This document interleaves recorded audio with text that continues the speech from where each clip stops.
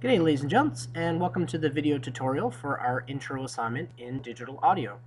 In this assignment, we're going to manipulate an audio file and discover some of the tools that we're going to use as we move through this unit. So the first thing is to open up Audacity. If it's not already available on your programs, just simply type Audacity into your search, and when you have it up and running, this is what it looks like. Here's the platform.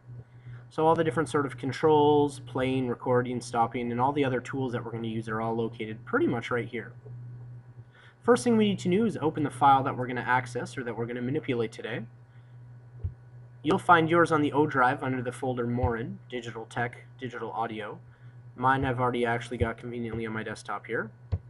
You open it up, the file's called La, it's just sort of me singing one note constantly, and you'll notice it's an AUP file. That's a file that's exclusively Audacity, sort of like when we looked at GIMP, there was an XCF file. AUP is the functionality file extension for Audacity. So you can open it up. What you'll see are sort of two little, I guess you would say, waveforms here, and I'm going to walk you through how to manipulate them or how to go about changing them for this first assignment.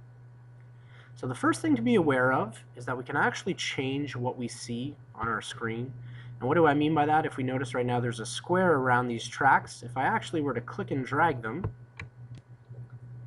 I can make them a little bit larger so that I can better see the waves, where the peaks, where the valleys. I can also zoom in or zoom out onto particular sections, and that'll become important in our next or future assignments. So I'm going to zoom out so that I can see the full track. The first thing that we're going to do is actually learn how to edit out parts that we don't want.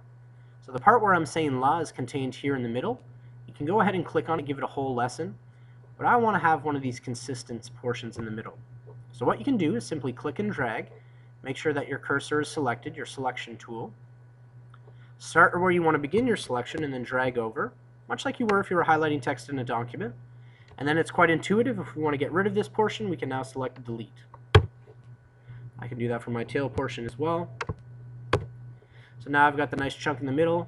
If I were to zoom in a little bit, it gives me more space to play around with. So here's what I've got right now if I were to play it.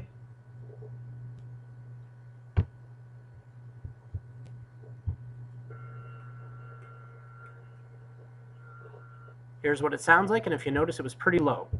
So the first thing I'm going to actually have you do is to amplify or increase the sound to make this track louder. To do that, we're going to go up to Effect. We're going to select Amplify, which means we're going to make the peaks and valleys more significant or taller and lower. And we're going to amplify this by 0.025. Select Allow Clipping. And now you'll see why waveforms are significantly larger, and if I were to press play, it should be quite a bit louder.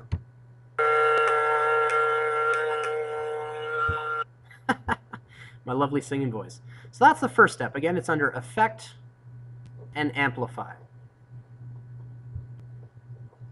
The next thing I'd like you to do is we're actually going to break this down into 5 distinct segments. So I'd like you to come in here. I'll zoom in a little bit so we can see more of the track. And using the silence feature, it's this one here that has a little line, I'd like you to add some silence at the beginning.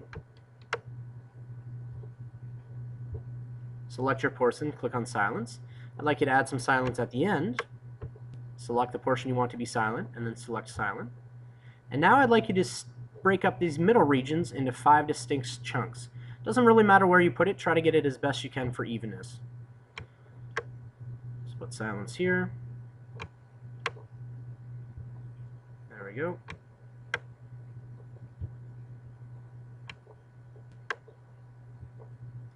So now we have 5 distinct regions. If I were to play it back, what we'd have is silence followed by my lovely voice. Sounding pretty funny. Alright, the next thing that we're going to do is we're actually going to change the pitch of these different segments. We're going to change how it sounds, or the height. So I'll show you how to do the first one, and then I'll let you take away the rest. So to change the pitch of any selection, we choose the portion that we want. Again, we're going to go to Effect. We're going to select Change Pitch. And if you'll notice, a couple options come up. It actually allows us to change what it's currently in to what we would like it to do. And what I'd like you to do is just have the scale going down. I'd like you to start at C. Select your next block. Effect. Change pitch. I'd like you to change it to our next standard note, which is D. Our third one, we're going to continue moving down.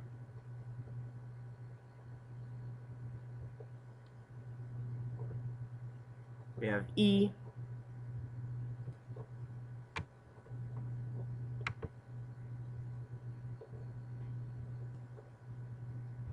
Now we have F.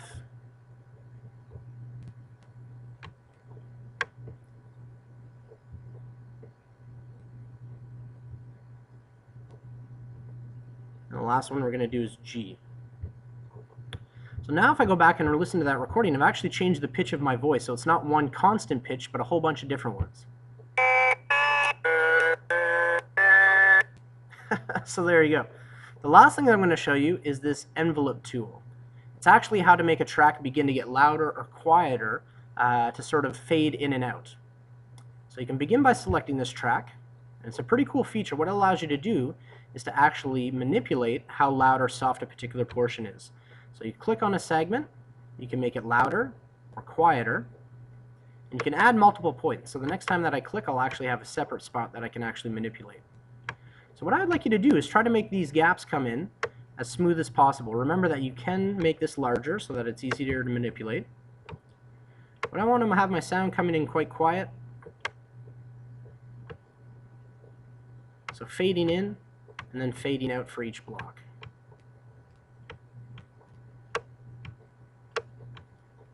So you can make it fade in and out for each one. Take your time and practice. The better you do this, the more sort of fluid it'll sound. I'm going to pause and come back when I've got all 5 done. Alright, I've had a chance to finish mine. They look pretty good. You'll know you've done it correctly if it sounds like each segment fades in and then out. So let's give it a listen and see how I've done.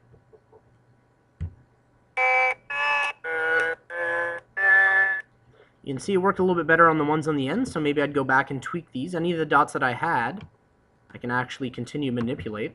What you'll see is the more points that you make, and the better job that you do of representing this curve, the more subtle those changes will be. So the last thing I'd like to show you, once you have the 5 segments, you've amplified it, you've put in the different pitches, and now you've played around with the fade in and out, is how to save this file as an MP3. The default is an Audacity file. In order to save it as an MP3, we need to go to File, Export, and we can actually choose what we'd like to export it as. So I'm going to select MP3 files. You can call it audio intro. I'm going to save mine to my desktop here. They give you a whole bunch of information that you can add at that time if you'd like to. At the very least, you should probably put the either the track name or the artist name as just the name of the file. And now we've got an MP3 file. I would like you to also save it as an Audacity file so that when I go in and mark it, I can actually see these waveforms that you've worked on. So you can also save the project as. It'll warn you that you're saving it as a .aup file. You can select OK. So for each assignment we're doing, we're saving 2 files. So thanks for checking it out. As always, if you have questions as you go through, let me know and I'll be around to help you out.